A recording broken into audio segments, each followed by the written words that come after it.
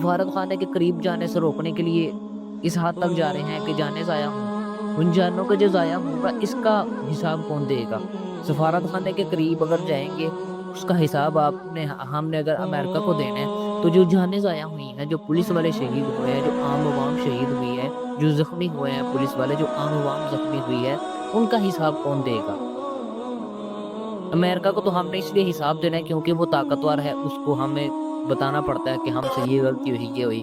تو کیا جو ادھر جو گھر والے موجود ہیں، جن کے پولیس والے شہید ہوئے ہیں، جن کے عوام شہید ہوئے ہیں، ان کے جو گھر والے ہیں، چلیں آپ کو لگتا ہے کہ ہمیں لگتا ہے کہ ہم طاقتور ہیں، وہ ہم سے جواب نہیں مانگ سکتے، ٹھیک ہے نہیں مانگ سکتے، تو کیا اللہ تعالیٰ جو ہے وہ بھی ہم سے جواب نہیں مانگے گا؟ وہ بھی کہے گا ٹھیک ہے آپ نے جو کیا تھا ٹھیک ہے کیا تھا؟ کیا ہمارے ذہن میں یہ بھی نہیں ہے کہ ہم نے اللہ کو جواب دینا ہے؟ اگر ہم کسی کے ساتھ ظلم کرتے ہیں تو ہمیں جواب بھی دینا پڑتا ہے، اگر یہاں نہیں دیں گے تو آگے جا کے دیں گے۔ تو ہمیں سوچنا چاہیے کہ دونوں طرف ہمارے اپنے مسلمان بھائی ہیں، تو ہم کس طرف جا رہے ہیں؟